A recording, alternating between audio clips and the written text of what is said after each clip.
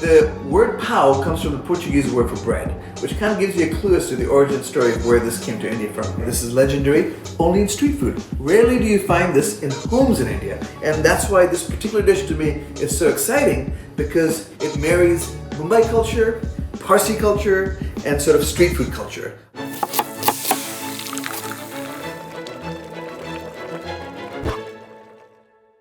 Hello everybody, I'm Chef Meherwan Irani. I'm the owner and executive chef of the Chai Pani restaurant group. For those of you that may not be familiar with my background, I'm a Parsi. It's a very small, very unique group, almost a tribe now, of people that immigrated from Persia, oh God, about 1,000 years ago. What we're brilliantly known for, in fact, legendary for, is our food. Now we're going to be making Kheema Pav. It's probably one of my fondest childhood memories and probably one of the most iconic Parsi dishes. We actually call this the gateway dish at Chai Pani for folks that are not quite sure what to get. In our restaurants, it's actually called the Sloppy Joe because it reminds me of the Sloppy Joe. This dish is the closest to nirvana that I've ever gotten. You know, 200 years ago, 500 years ago, 1,000 years ago, you got a fresh cut of meat. What do you do to help either preserve the meat or to reuse it and make it into a palatable dish again? Grind it up, spice the living daylights out of it, and add a little bit of yogurt or vinegar or lime juice to kind of break it down, have those enzymes go to work, and make yourself a tasty, beautiful, delicious, brand new meal. So this dish definitely has Persian origins. The touch points here that give it away is the addition of jaggery, basically just sugarcane juice, and then vinegar. And those two flavor profiles of sweet and sour, along with the spice, are hallmark Parsi flavors. You'll find it laced throughout our cuisine, throughout our food. And if you love this video, subscribe below. We've got 2 more out there on Food and Wine's YouTube channel. Green banana cutlets, absolutely delicious, delicate, makes a great appetizer, and chicken farcha, Parsi fried chicken.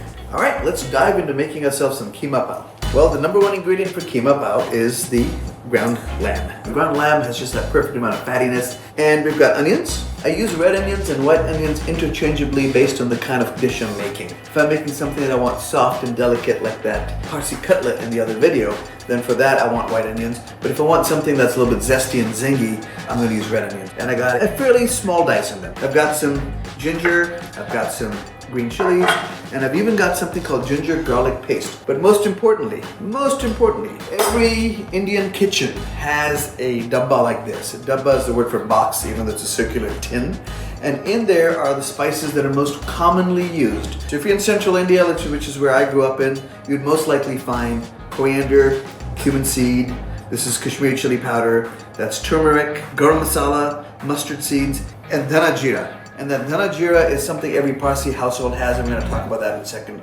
Let's get some oil in a pan and get it nice and hot. Not too much, just enough to get the spices seasoned and the onions going, because once that lamb gets in there, the lamb has so much fat that it's going to release a lot of that fat and make the dish unctuous. My favorite word when it comes to cuisine. How do you know if the oil is hot enough? Well, we're going to be putting cumin seeds in there first. I talked about this in a previous video. If you were cooking like a curry or something, you'd then toast these in oil. Let's put 1 or 2 seeds in here, and what we're looking to see is if they start wiggling.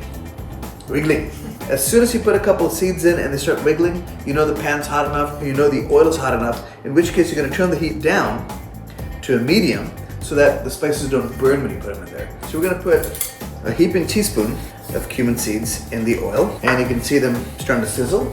And we're also going to put some black peppercorn in the oil. Again, and both of these ingredients are going to essentially add that peppery note to the oil. And we're going to also add a cinnamon stick to the oil. And 1 pot of cardamom. These are the whole components of garam masala. Now there's 2 more super special secret ingredients in here. One is black cardamom. A relative of cardamom, but it's got this unbelievable smoky note, almost like tobacco.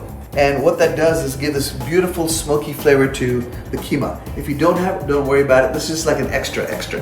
And we're gonna put a healthy tablespoon of ginger garlic paste in the oil here.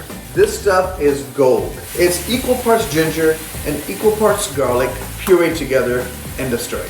Now why blend them together? You might go, Meherwan, why not just put in some minced garlic and some minced ginger? You want the ginger and garlic paste to be this beautiful smooth paste that's going to caramelize. But I love the taste of ginger with lamb. I'm going to put a little extra, just like a half a teaspoon of extra finely grated ginger. So crank my heat back up here. I'm going to throw in my diced green chilies. Remember we seeded these so they're not as hot, and that's going to add just, oh my God, just the aromas already are just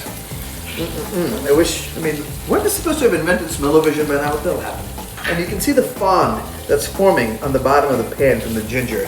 That's the caramelization, baby. And now, onions are in, and camera woman extraordinary, my beautiful wife Molly.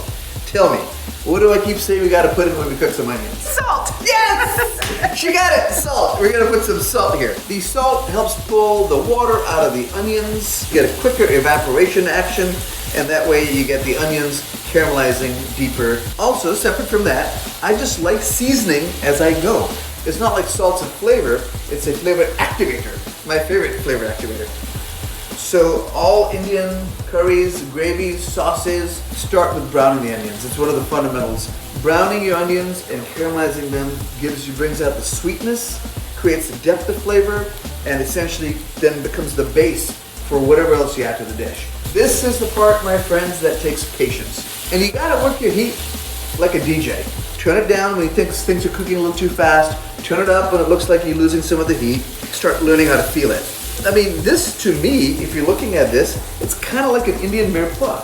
You know, it's the same sort of fresh alliums and vegetables that you put together to create that basic flavor.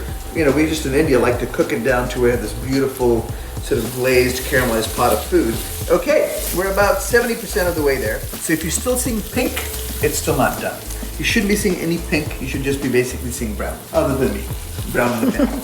All right, guys, we're at the phase now where I'm gonna turn the heat down and add my masalas, my spices, and put them in very quickly and very carefully so they don't burn. A half teaspoon of turmeric, a half teaspoon of chili powder, and a full teaspoon of cumin powder and coriander powder that have been ground and blended together. We'll call this dhana jeera. This is such a popular combination in Indian cuisine, kind of like salt and pepper. They always go together, right? And we're gonna add a little bit of water to immediately cool the temperature down so that the spices don't burn. And there we go. And the spices are in, and they're frying down the oil without burning because of that tiny little splash of water. And as you can see, it's now this beautiful onion paste that just smells incredible. And what we're gonna do is turn the heat back to high and put in little pieces of lamb. You don't wanna dump the whole thing in the pan, because if you do, it's called shocking the pan. It'll cool the pan down immediately, and your meat, instead of sizzling and browning and caramelizing, will just start to steam and basically boil. Again, guys, if you want stuff to taste good, you gotta put in the effort. And that sizzling noise you hear, that's what we wanna hear throughout. And now I'm gonna start totally moving it around and getting that masala that we made mixed up in it. And if you guys are wondering, like, is this really making a difference? Trust me, it is making a difference. You're gonna add so much more incredible flavor. Now we can get into this. Now we can start breaking up the lamb into smaller pieces, because we don't want chunks here. We do want this turned into like a beautiful, unctuous hash. So we've gotten stage 2 done now. Lamb has been browned. Onions and the magic masala of the onions is now fully integrated into all corners of lambdom. We're gonna put in a 1/4 cup of yogurt. I think it's the proteins and the fat in the yogurt and the enzymes interacting with the lamb just give it this sheen that's just beautiful. So you wanna cook and stir at medium heat until you see the white of the yogurt completely disappear. There we go. Doesn't take long, just a couple of minutes. Here's the thing about Indian food. It's complex, but it's not complicated. So if you take the time to follow the recipe and follow the steps, you'll find that there's amazing complexity to the dish, but none of everything I've showed you today is complicated. I like crushed tomatoes. I like the highest quality one, so when you go to the grocery store, don't get the cheap stuff, and certainly don't get anything that's already been seasoned. These tomatoes that you just put in, you really have to cook them down too. If you're starting to pick up a trend here, things have to be really cooked down. Yeah, you're picking up a trend. What you're looking for is the tomatoes to really cook down, become glossy, almost ruby red, and it takes about a good, 5 to 7 minutes to get the tomatoes to that level.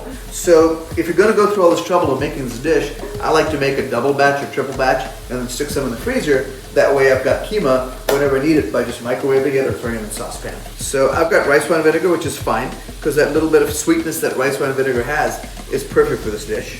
And then we're gonna add some of that jaggery. And it's literally sugarcane juice pressed, and we melt it down and turn it into jaggery syrup, which is what I have right now over here. And it's considered the poor man's sugar in India, but honestly, it is a million times better than refined sugar because we get that beautiful earthiness. And we're gonna let the vinegar cook off for a few minutes so we don't get that raw vinegar smell in this. The finishing touch is garam masala. Garam masala is a finishing spice. Think about it, there's aromatics in garam masala. Cinnamon, cardamom, clove. You want to smell those. That's my mom's garam masala. She's from North India, from the Dehradun region. And so this garam masala reminds me of the Himalayas, the mountains, and my heritage there. All right, my dear friends, this dish is bam diddy bam done. We're gonna assemble ours on our 2-compartment plate. The star dish is keema. Let's put this bad boy right here in the middle. We're gonna hit it with some onions, chilies, and cilantro. We got the pao in half. Very traditional to have a little pat of butter in the middle there. I'm gonna go not too crazy. Put that over here. We're gonna garnish with some onion. And if you like green chilies, a little bit of green chilies doesn't hurt either. A squeeze of lime juice over the keema. A squeeze of lime juice over the onions.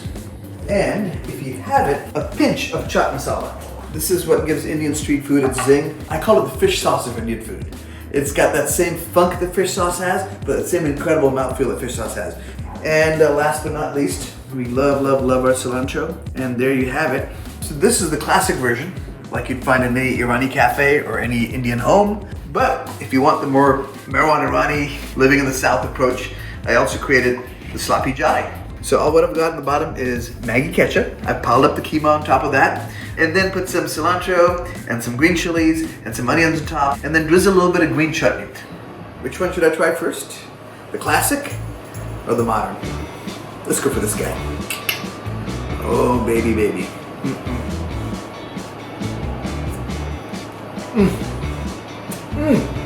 No matter how many times you have it, it's just amazing every time because it's nostalgic, takes you back to your childhood, takes you back home. And then this version over here, let's try that too. So here's how I would enjoy this. I'd take myself a little pao, I put myself a little keema on top, right there in that corner, hit it with a few of these chopped-covered onions, and then take a beautiful bite.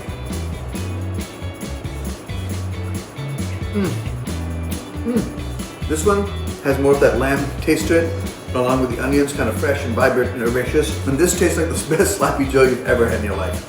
I gotta stop eating. This is ridiculous. I'm too good. Pretty good. So please try this. Let me know what you think. Tell us in the comments. And if you like this, subscribe, and you can watch me make 2 other fantastic dishes. Our Parsi cutlets and chicken farsa.